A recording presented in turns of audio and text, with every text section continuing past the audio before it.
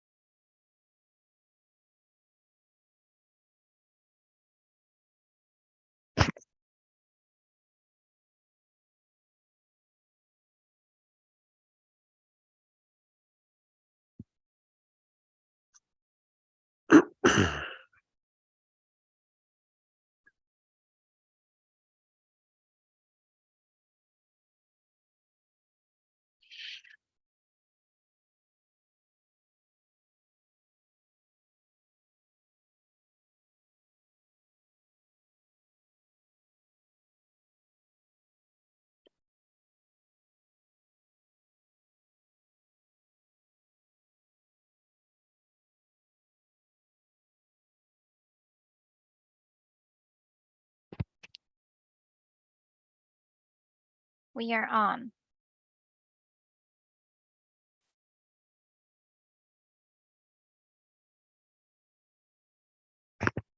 Happy Wednesday, everybody. It's Brian Terrian here from the Disability Digest. I thank you for your patience. We had a minor technical difficulty in getting started today, but speaking for Jam and I don't know, is Cassie with us today?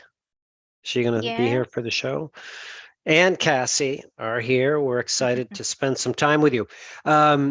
Just a heads up, I am not, and nor is Salah, who is going to be our guest speaker here today. So she unfortunately came down with a cold that compromised her voice. So she is going to be rescheduled for 2 weeks from today. You want to make sure you tune into that if you have like any interest in being inspired or would like to supplement your income or have an idea about starting a business. She runs a business and she suffers from a disabling condition and does absolutely amazing work and will be here to share her story. So, Jim, you and Cassie are very nicely like color coordinated today. Thank you. Cool. All right, so for today's event, I took one of the future events, I moved it back, which actually this is going to work out much better. I want to update you on what's going on in the Social Security disability world.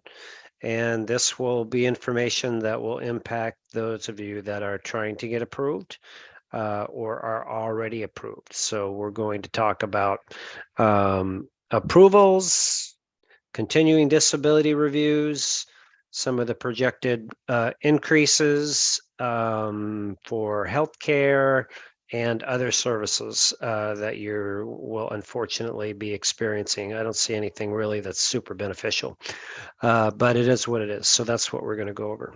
All right.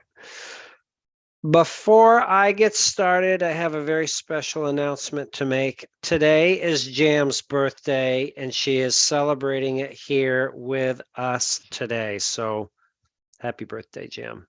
All of you out there, you wish Jam a virtual happy birthday. Thank you. Thank you. I wish you much health, prosperity, and all kinds of good stuff. Cool. Amen. All right. Amen. Thank you Amen, guys for joining us today. Yeah. Now, you may be watching this on our YouTube channel or in a Facebook group, and you or somewhere else. But if you're in a Facebook group or YouTube channel, then you have access to a chat feature, and that is a place where you can put in your burning questions. Because at the end of this event, we're going to spend some time and answer your questions as best we can. So that's it. So let's get going.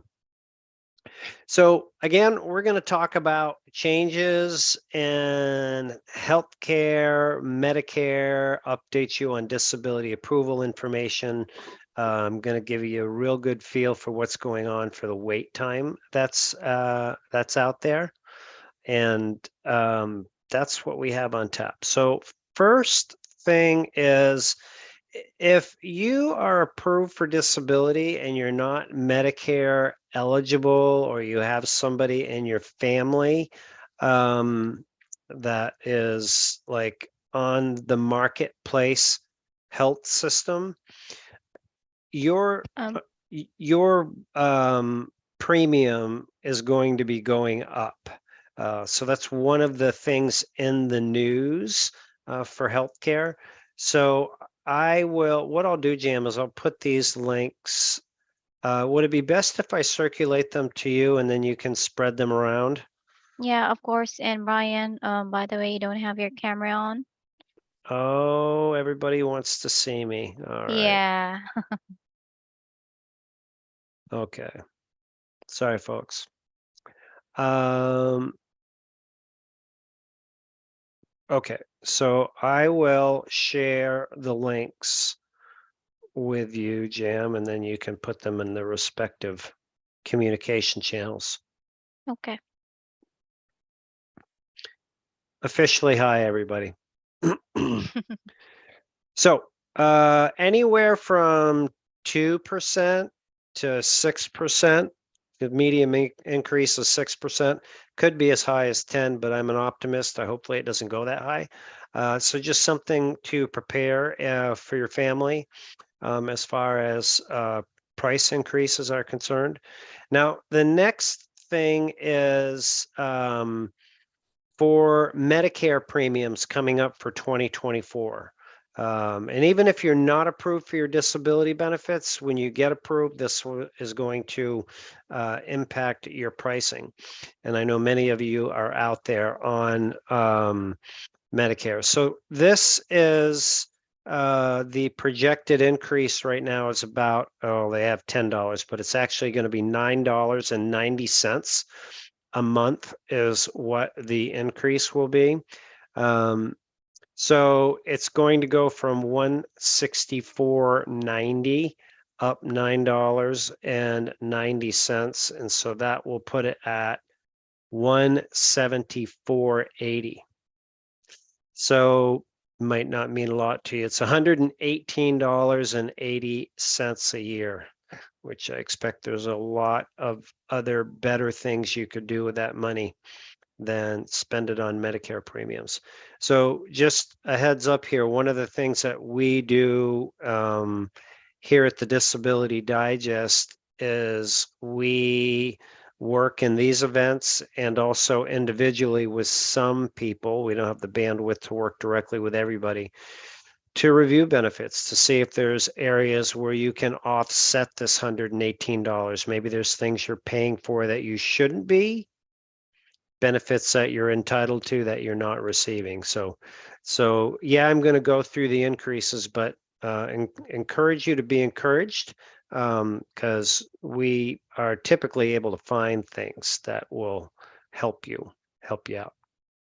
Okay, so we covered marketplace premiums. Medicare premiums are going up $9.90 a month. And let's see, what's the next thing that we want to talk? Oh, okay. So once a year, you get your cost of living increase. And if you're not approved for disability, this will be factored in. And last year, we got a really, not we, I don't get it, but you guys do. You got an 8.7% increase. But right now, it's trending at like 2.6, 3.4. It's not going to be the gargantuan increase that you received last year. So if you're on an average disability, so let's say it's a $1,500 check, so you're going to receive $45, a month in an increase. It certainly will help. So that is not final. This is speculation right now, but I believe they use a consumer index and some other driving factors. I'm not exactly sure. So for those of you that have just joined us, I see a bunch of people are not trickling in, are joining quite rapidly. we are going through the updates of information, things that will help you or to know, hopefully, about your disability benefits. And then at the end of the presentation here, we're going to take some individual questions that you may have, right? And look at all the happy birthday wishes you're getting out there, Jam. Isn't that nice? Yeah, I feel so loved. Thank you so much, guys. Yeah. I can thank each and every one, but thank you. It means It a lot. looks it looks like somebody sent you a cupcake with candles on it. How Thank cool is that? you. Good. All right. So let's see, moving on with the agenda, approvals and reviews. So we're going to talk about the approval process first.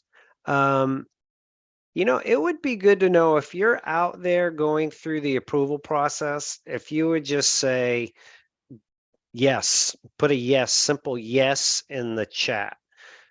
So we have an idea, and that will help us. If you're not going through it, I expect you're approved. So uh, you're in the other category, but that would be helpful. So this is what's going on in the disability world. There's long delays, and I'm going to show you some actual examples in a moment. But the long delays have been driven by a few things. One is Social Security has had staffing issues where they lost like 20% of their staff, and to rehire them is like 4,400 people that they need. This is according to the commissioner's information that I've reviewed and published in other videos.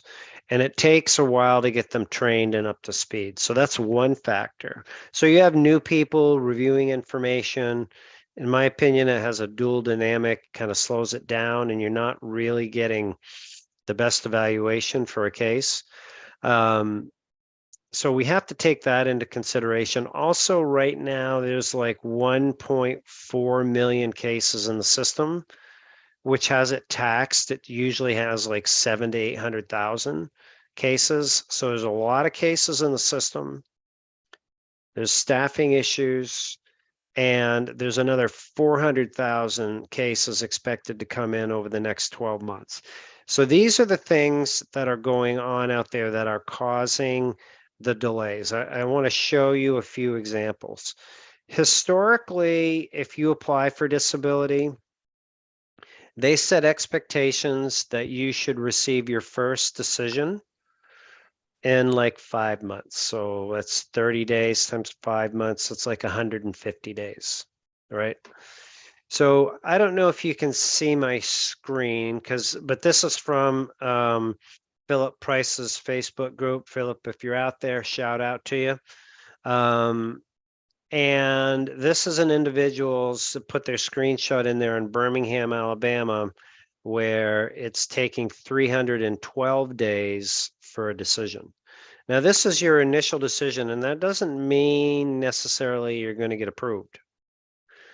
It'd be great if they do, but keep in mind, if you don't get approved at this decision level, then you've got to go through another decision process, and it could be just as long.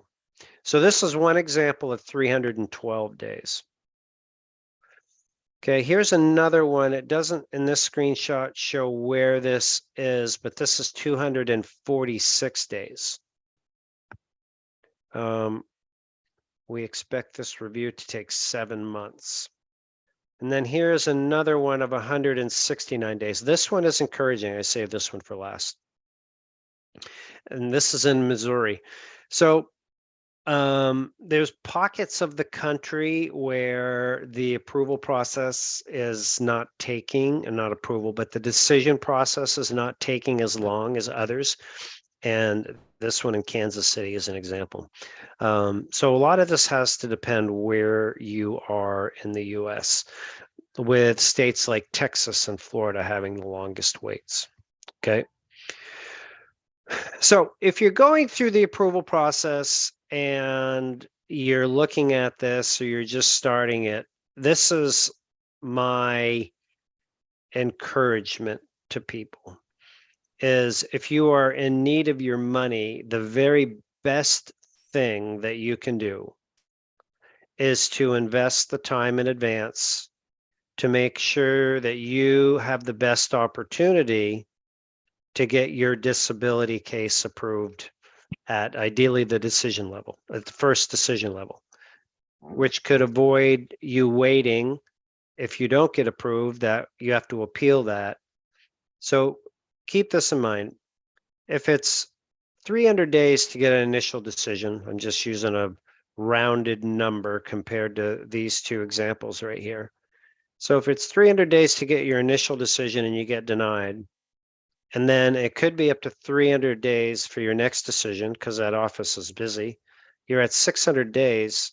If you don't get denied at the second stage, which is the reconsideration stage that's available in all but 10 states, you've already waited 600 days, but now you have to wait for a hearing, which could be another 365 to 400 days. So you're getting up there like 800 to 1,000 days. So here at the Disability Digest, what we work hard to help you do is to make sure you understand how to apply, how to do it correctly, and get approved fast. And we do that by providing you with a free membership and a strategy to get approved, which involves a disability approval course so you can use it solely on your own to go through step by step, each step of the way. I was going through it actually last week, and I was taking like a mental note from our support desk how many people contact us that use the course just to get approved. Either they're using it on their own or some of them are using it with a representative, but I've been tracking just the ones that use it on their own, and it's averaging about 2 people a day. So if you think about it, 2 people a day are using this and they're getting approved. That's say 14 a week. And if they're saving a representative fee that could be $7,000, but let's say it's 4. So that's like 15 people are saving $4,000 a week. Yeah, I'm going to continue to zero in on this, and that's really the focus of our business here. I don't believe everybody needs representation. Some may want it, some may not feel that they're capable of doing it on their own or have tried it and they didn't get through. But many people are able to do this on their own with our course. So, and on our YouTube channel, you can go into the playlist that has like, I don't think there's close to 100 people now that have shared their story about using our system here. Some have done it on their own, some have used representation, so you can get validation for that. All right, Jam, a few more moments and then we'll start taking some questions, okay? Sure. So just a reminder for those of you that are joining us and those of you that have been here, that if you have a question that has come up and you would like to see if we can answer it for you, then put it in the chat feature. And the chat feature would be available for those of you that are watching us on Facebook and also for those out there on YouTube. Okay. Next is reviews, disability reviews. So I'm going to slide this over here to keep this individual private, but we get, maybe one of these a day that says something like, "My name is Jose. I received a CDR from Social Security in June. I talked to my rep today. And he said that it was not approved, meaning that it got denied. And that I don't know what to do. They've got my benefits are going to be turned off soon." So these, and I'm paraphrasing this to keep this individual's name, anonymous, but disability reviews are definitely happening. And about 144,000 people a year lose their benefits as a result of a disability review. Here at the Disability Digest, the best advice that I can give people is, one, not to worry about it, and two, to be prepared for it. Up until you reach full retirement age, you are subject to a disability review unless they have clearly advised otherwise. So some of the things that you can do in addition to that is follow the information that we have here. On our YouTube channel, we have part of a 10 part course. We put 4 parts out that are available for you. You can just type in the keywords CDR. If you're a member at the Disability Digest or would like to join us as a member, you can simply request the full 10-part course. When you join us, just put in your comments, I'd like the continuing disability review course, or email us. For example, if you don't have it and you would like it and you received an invite via email to this event. And that course is put together with attorney James Mitchell Brown, who, by the way, will be here next week. Talk about that in a moment. And he helps you understand like what you can do to prepare for your continuing disability review, what to do when you get it, like how to fill out the forms, whether it's short or whether it's long, and what to do if you're like this unfortunate situation with Jose where he's been denied, what your options are then. Okay. All right. Here's a comment that I wanted to share with people as we kind of wind into our next segment of taking questions. So this was sent into our support decks, and it goes like this. Okay, here's the deal. I want to make sure I'm not wasting my time applying for disability benefits. I got a shoulder surgery 8 months ago, and it damaged my nerves in my neck. And I get migraines that I get every day, and monthly injections are very debilitating. I've read lots of stuff in the group, and it scares me about the part of getting approved. I've worked enough. I have enough credits. I'm just not able to work, but I'm not confident that I can get approved, and I'm reluctant to invest the energy with my level of uncertainty, right?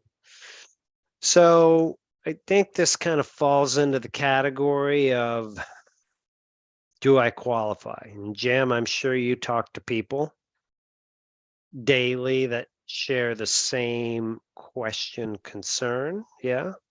Yeah. So what are some ways and I applaud this person for doing it. I mean, operating and taking action with the best information and the highest degree of certainty is just sound. But one of the things that you can do, again, and use us as a resource, is when you join us as a member, when you complete your profile, you have access to an advocate here that you can talk to at least one time, and they can go through your situation, your work, your health, your limitations, your age, all the other factors, and give you a pretty good idea if it's a disability case that can go through and you can get approved with. And then you can decide how you want to pursue it, whether you want to pursue it on your own with a course or consider using representation. But that is a resource that we can do it. Now, here we have been having these types of conversations since 2006, and people like Jam do this and others like every day, as well as myself, and speaking to people. So we understand the parameters of what it's going to take for a case to get approved. Now, in this individual situation, if we were to speak to them, him, her, not sure if it was a man or a woman, and we found out that it was not viable, we didn't think it was, then we commonly can suggest some things that can be done to improve it, right? Some of those things might be more consistent treatment, a clearer Yeah. diagnosis, or like additional evidence, like support documents from your doctors. Could be things like that that could tighten it up. So those are some tips for you, right? You're So right. just, you have anything to add on this, Jim? I'd love to hear it if you do. Well, yeah, just yeah, we point out weaknesses on their Mm-hmm. case, Mm-hmm. and give them some advice and areas they can work on. Mm-hmm. Yep. And actually, if somebody is accepted in their case is we say, okay, well, this case you can get approved. It's very seldom that everything is in place. There's almost always to-do items. So I think a message to everybody that's out there, if you want to do this right, there is no, in my opinion, such thing as being able to hire somebody to do it all. It's really, truly a partnership, because how you communicate with your doctors, the information that's required to get for evidence is really only something that you can do. And sure, there's other people out there that don't do the customized work, and that's their choice in how they approach this. But it really does make the difference. All right, so let's just do a quick recap before we get into the frequently asked questions here that I expect we're going to hear. If you are getting your insurance, or your spouse or somebody you know from the exchange, you can expect to see that premium go up on average of 6%, or 2 to 6%. Medicare premiums are going up $9.90 next year. The projected COLA, cost of living increase, is hovering around 2.5 to 3% next year. The wait times for disability decisions, based on the information I just reviewed in those examples, give me an indication that the trend towards the decision time is going up. It's been pegged at 233 days, but you just saw two examples over that. So just be prepared for that. Continuing disability reviews, just be prepared for those. And we have information that we can help you with to help you understand how to manage your doctor's appointments and what you should be doing to be in compliance, what to make sure it's in your medical records. We've got a whole course that can help you with that. Okay. All right, Jam, birthday girl, let's get on with it. What do we have for questions? All right. First question from Jim Shore. Are there documented guidelines by medical condition that dictate an approval or denial for either an initial application or a review? That's a really good question. There is, actually, and they're called listings, Social Security listings. Is this an initial application, somebody just applying? Not sure. Yeah. So if it's condition driven, then it would be the Social Security listings, and I believe I can pull those up pretty quickly here and just give you an idea.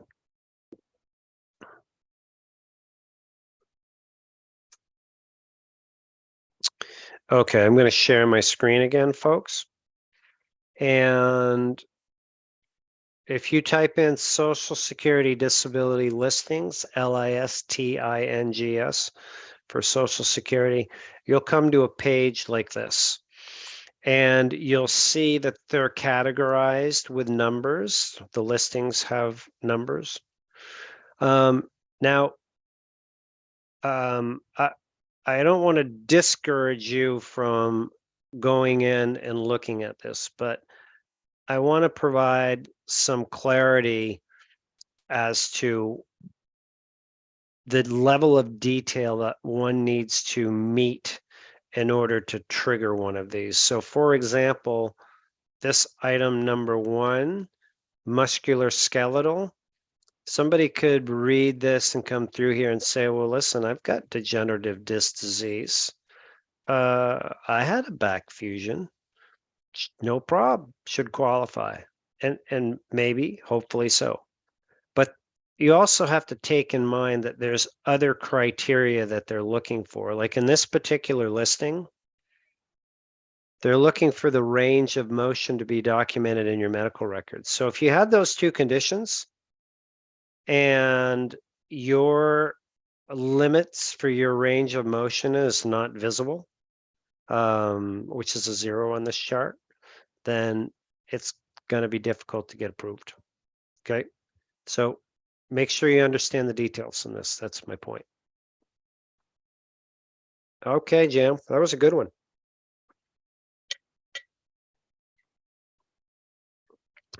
I'd love to understand the question, but your microphone is muted. Sorry. All right.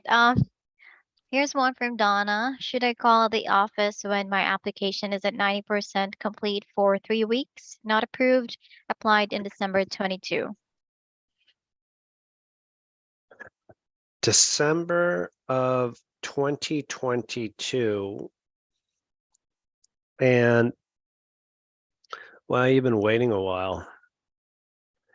Yeah, you could. If you have all your evidence in there and you really want to, which you should by now for all that time, you can call them. You can also use your local congressional representative to make them aware that you've applied for disability, you've been waiting this amount of time. If there's any hardship that you can add to the conversation, like you have housing or bill concerns, then that would also be helpful. They're not going to influence the decision one way or another, but they'll bring attention to it and typically can help speed it up. Word of caution, if you are at an earlier stage, like, and you don't have all your required evidence in your case file, I wouldn't do this. I'd wait till you have everything tight, and you'll know what everything that needs to be in there if you're following our disability approval course, and know what additional evidence in addition to your medical records should be in your case file. So, all right. What's next, Jam? Okay. Here's one from Philip's Facebook group.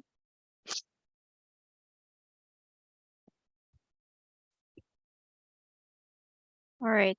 Is it normal to get asked to do a mental status exam when your case has nothing to do with mental health? My case is trigeminal neuralgia and extensive back disability. Why would they want to check my mental status? And if you've gone through this, what tips do you have? So the exact reason why is difficult for me to comment because I don't know, like, if your medical records say that there might be a suspected, depression because you're out of work and you're in a lot of pain, and or they think that you may have that condition and it's undiagnosed, that could be driving that.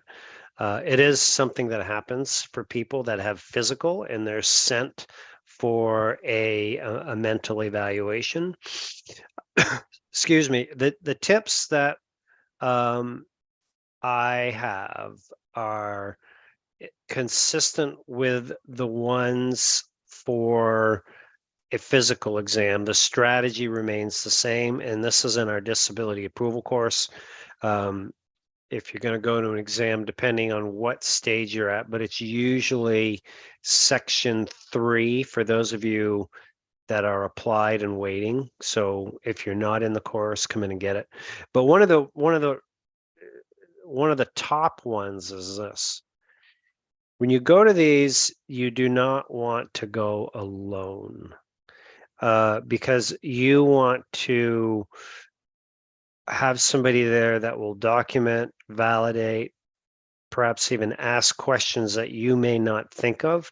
Ultimately, the goal is to hold them accountable. These exams, be it mental or physical, are unfortunately known to be not thorough, and they rush through them. They're paid a fixed amount by Social Security. They do them as kind of a loss leader to attract clients. So you need to manage the process so that it's not going to be detrimental to your case. Okay. All right, Jim. All right. Second question. I'm sorry, my screen is freezing. Brian, I'm a client, but was wondering if you think that case files that have representation are evaluated differently by Social Security. It's from Paris here. I'm going to go with yes for this reason. And one example is when the information gets into the case file at Social Security, meaning the information, the evidence for the medical records and other information, then the case manager is in communication with the caseworker, pointing out or they should be, if you're using one that does their work properly, pointing out like medical evidence that will help them understand that you qualify. So if you don't have a representative and you have 800 pages of medical information, you could use the information from our AI educational courses to write a brief and put it into Social Security. But the ability to one time, you don't have access to the file, so you can't see everything that's in there and you wouldn't be able to reference it. So you're definitely at a disadvantage there. But you could do like some, scaled down version of a general statement. So that's the advantages that a representative have to point things out in your case, communicate to the caseworker, make sure that your forms are filled out properly, really do the work for them to make a difference. So I'm going to go again with a yes on that one. All right. From Krishana Clay, I had my mental health evaluation last week, and after we finished up my session, the doctor said to me that she will be sure that I get the insurance. Is that a win to you or feedback? Need your opinion. The doctor said what again? Will or will not? The doctor said to her that she will be sure that she gets the insurance. Is Yeah, that a win? not necessarily. I've seen it go the other way. I mean, they have a part in the process, but they don't make the final decision.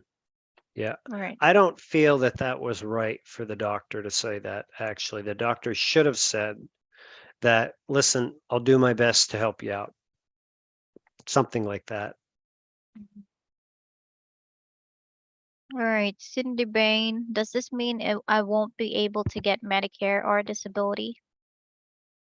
I'm not sure. Is there a prior part of that question? No, but no.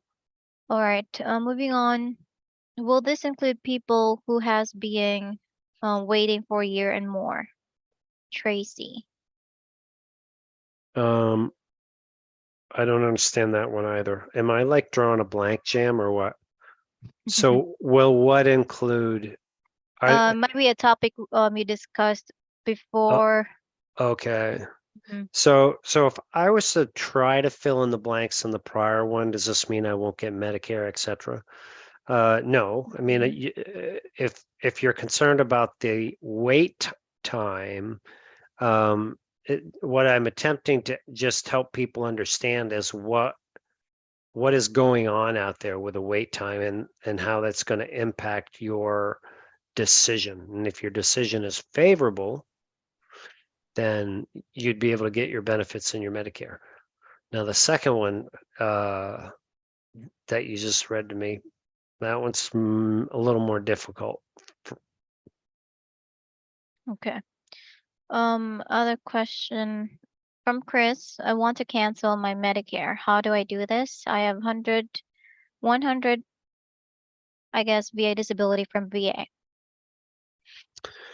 Right. Well, you can decline Medicare Part B. Part A is free, but I would caution you to do that because you can use the VA. That is correct. But if there is ever a time that you don't have adequate coverage at the VA and you need to rely on Medicare, and you don't have Part B, and then you want to get it back in place, you have to pay a penalty.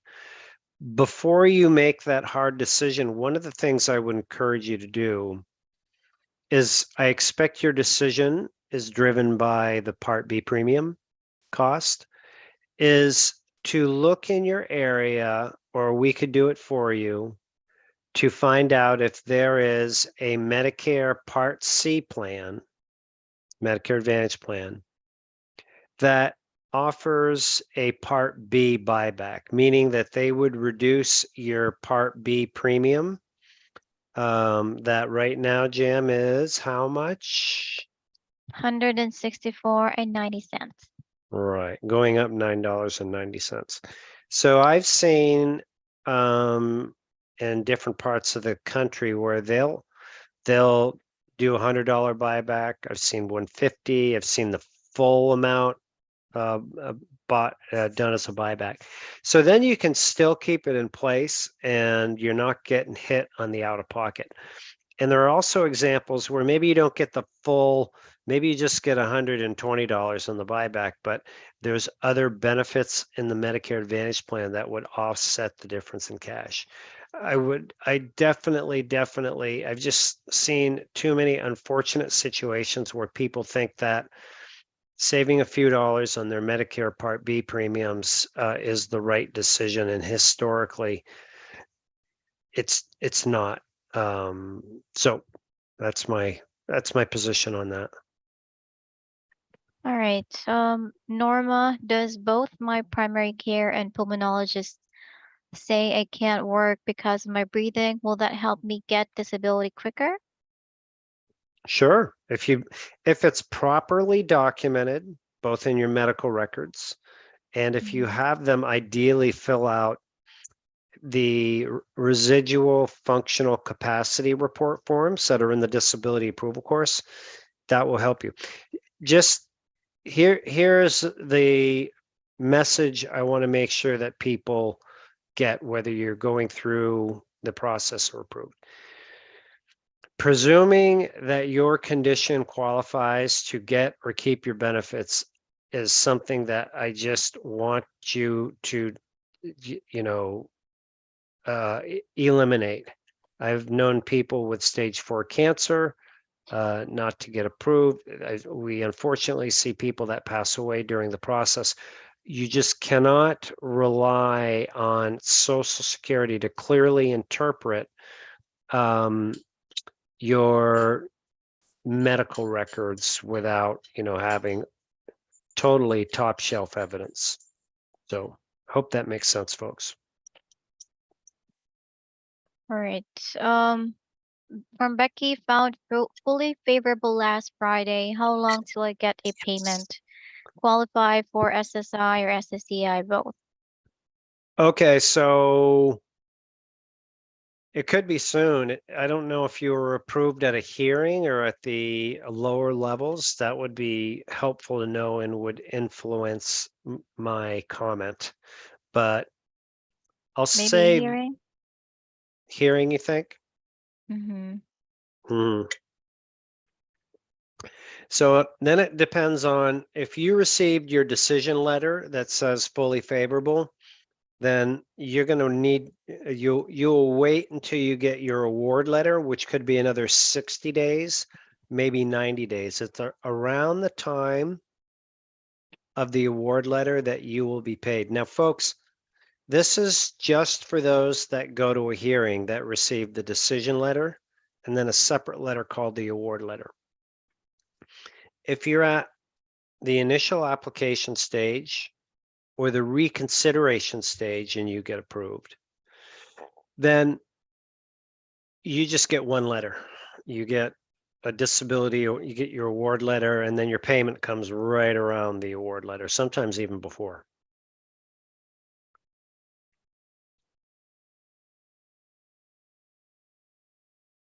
All right, Jim. All right. I'm sorry, Brian. My screen is frozen. Little glitchy. Yeah, it's because it's raining here. Apologies. Let's see. I have one here that I can read if you want me to chime in while you're getting up to speed. Yeah. Yes, Okay. please. This is from Trina. I applied December 2021. My attorney is not helpful.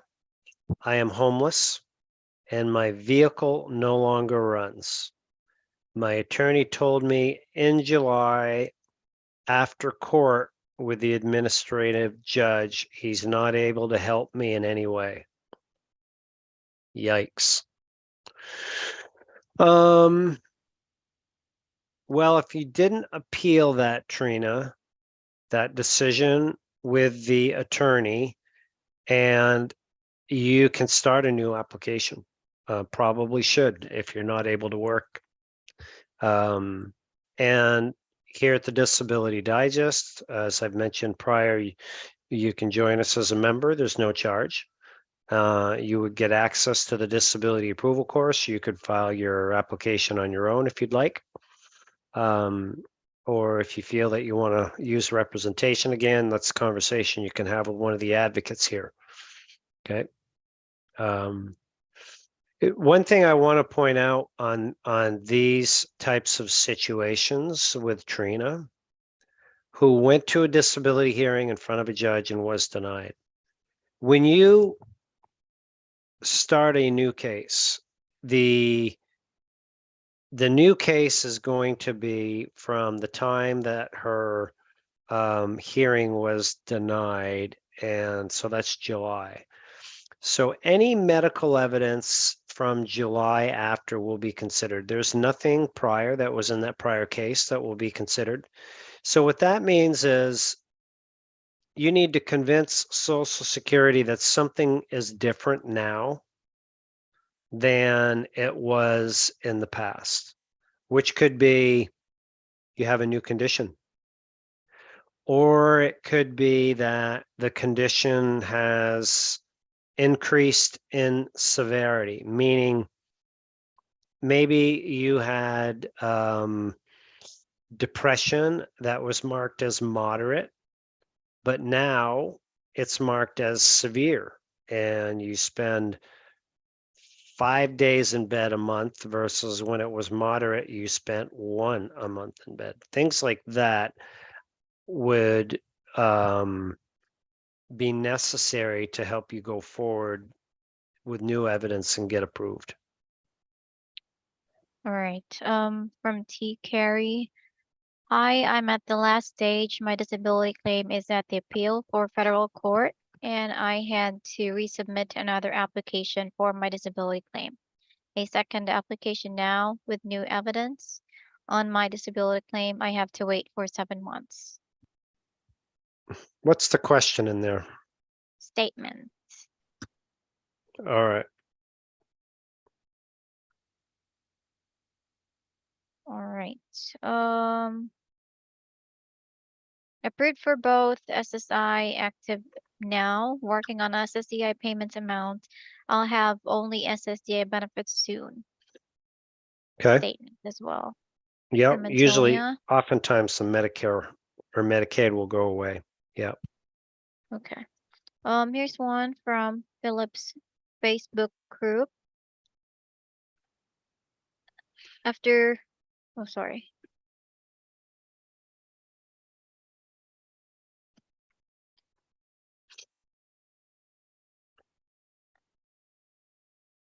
Need some help?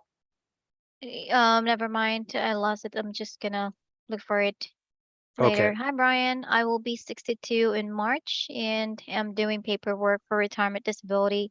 Can I apply for SSDI at this late stage? If so, do I collect regular Social Security or keep waiting for an answer from SSDI? This is a good one. Yes, this One of the is a common good one. questions we get. Yep. Yes, you can apply for your early Social Security retirement benefits. And yes, you can apply for your Social Security disability benefits. What will happen is when you get your disability benefits approved, your check will increase about 40% typically. So, an example would be, let's say that your early retirement is $1,500 a month and you apply for disability. And then when you get awarded, it will go up to, say, 1,900 a month, for example.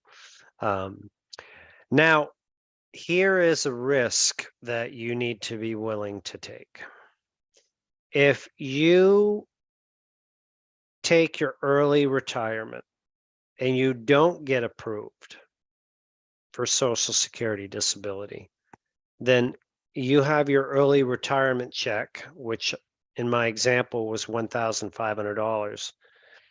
That's your check for life, right? So, and that could be usually it's like, at least $5,000, $6,000 a year. So if you're going to live another 10 years, which is pretty easy if you're 62, then you're looking at a $60,000 decision, right? So that you need to take into consideration. All right. Here's Brooke applied in August 2020, officially over 3 years into the process, hearing October 25th, finally got a lawyer. Statement. All right. Mhm. Um, if SSA is that short-handed, will that affect the number of CDRs completed? Yeah, it's a good question. And from what I've seen is no, because the um, the continuing disability reviews are a revenue generator for every last budget that I reviewed. For every $1 they spend, they get 7 back. So they have, according to the resources that I've come across, and most recently Attorney James Mitchell Brown, who I'll talk about in a minute, um, is that they're mandated to do a certain amount of reviews. It's a good question. All right. For Boris, are CDRs backlogged in Florida? I don't know. Okay. All right.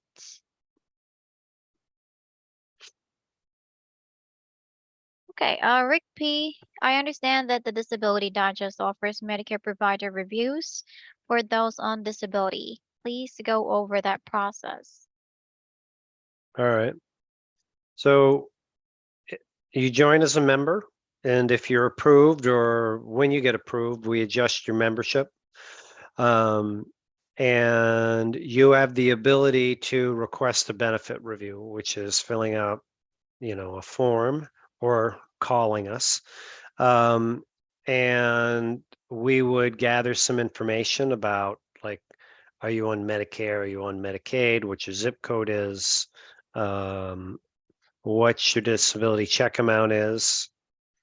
And do you qualify for any like special plans that are out there, which could be dictated by conditions such as diabetes, heart conditions, stroke, etc. So, and then we look at your plan, show you the options. We attempt to break down like a financial comparison. Okay, this is where you're at now. This is where you're there. This is what your doctors would look like in this situation. And sometimes you're fine.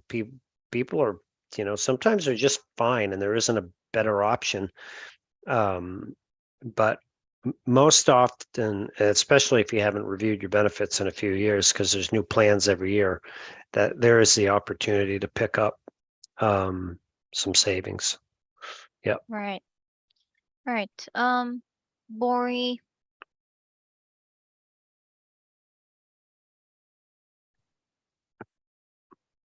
I'm at 3 years of which I am supposed to be reviewed but have not received any review. I'm in Florida. I am 61 years old. Will I be getting one? Are they backlogged in Florida sending reviews? Yeah, the predictability of reviews is not possible. I don't know if anybody that's listening out there can provide any feedback in the comments, like was your review date 3 years out and they nailed it, or Mm, maybe it was 3 years out and you're at 5 and you haven't received it. uh, Anybody that could provide some information on that would be helpful. Again, my best advice is if you're scheduled for a review or not, is just to follow the guidelines and stay in compliance until you're, reach full retirement age. mhm. So Jim, let's take one more question and then due to time, we'll wrap up before I Okay, want to tell everybody about Jim's agenda for next week too. So hang tight. sure. Okay, from John Z, New York. Waiting for reconsideration at the moment myself. I was in misery till I became disabled. Family brought me back to New York or New Mm-hmm. Jersey. My initial took 4 months for denial. Is it That's okay to contact you guys if or when my reconsideration is denied? When would be okay to do you to represent me? well, you certainly can, but I would right now make sure that you join us as a member, get into the disability approval course, understand what you can and should put in your reconsideration appeal so you get the best opportunity to get approved. We would rather have you contact us back letting us know that you're approved, and then we can update your membership and help you with the rest of the items. But to do that, unless you're already in the course, which it doesn't sound like you are, um, that would be my suggestion, right? Okay, so in respect of time, I'm going to wrap up. I just want to give everybody a heads up next week that attorney James Mitchell Brown, who's been here at least on 2 other occasions that I can think of, I have been able to convince him into coming back to cover some key items about the disability approval process. And he's going to cover such things like uh, why claims are getting denied, like what's causing them to get denied. And also about when the optimum time to apply for Social Security disability. Like if you just stopped work, should you apply month 1, 2, 3, or 4, or should you wait, right? When your physical and your brain health limitations, like what to include, um, and how far back you should go to include those. Um, and then when you get those forms from Social Security, some tips on those. Now, he attorney James Mitchell Brown, he's been representing disability cases. I think it goes back to 1960 something. He's an industry icon, and he teaches other people like how to do this work and do it right. So if you have any interest in understanding like how to get your benefits, what you need to do to keep them, and what needs to be documented, that this next week is definitely something you do not want to miss. So it's not scheduled up on the YouTube live yet, but it will be um, here towards the end of the week. But just mark your calendars for next week at 12:15 for our special guest. And then the following week, we will have Salah back to join us. Jam, did I miss anything? Yes.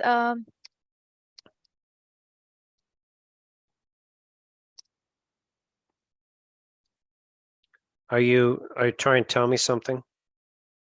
Oh yeah. Put it in the chat for a quick reminder. Oh, right. Yeah, so we do our best to answer questions in the time that we have, but we're not getting to all of the questions.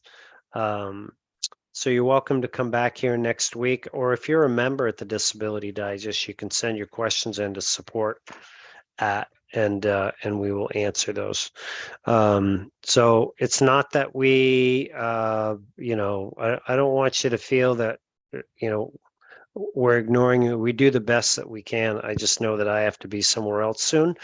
And so that's the time that we have. So we definitely appreciate you. There's 432 people watching on YouTube out there. So you could be doing something else with your time, and we're just grateful to have you out here. So if you are listening to this and you're new, I hope you enjoyed our show. And anybody out there that you might think that you would be benefited from this information that I shared, just give this a share. It makes the world go around. So here at the Disability Digest, we give all of our information away. There's getting close to 1,000 videos on our YouTube channel, and if we know something, we give it away, and that's been the whole model that we do. So we thank you for listening, and you can go through all the videos. That'd be wonderful. But if you want a more of a laser targeted approach, then we encourage you to go to the disabilitydigest.com. Jan will put a link, hopefully, in the respective chats, and you Yeah, I already can, did. It's on the okay, pinned message. okay, you can join us as a member, and there's no charge for your membership, but the value of doing that is it's really the best way we can help you, because if you go through and answer a few questions, it helps us understand where you're at in the process and what information, resources, contacts, Facebook group that we can get to you to help you accomplish your goal. So again, thank you. If you just want to, watch the videos wherever you are. But again, the best way, and it costs you actually, it doesn't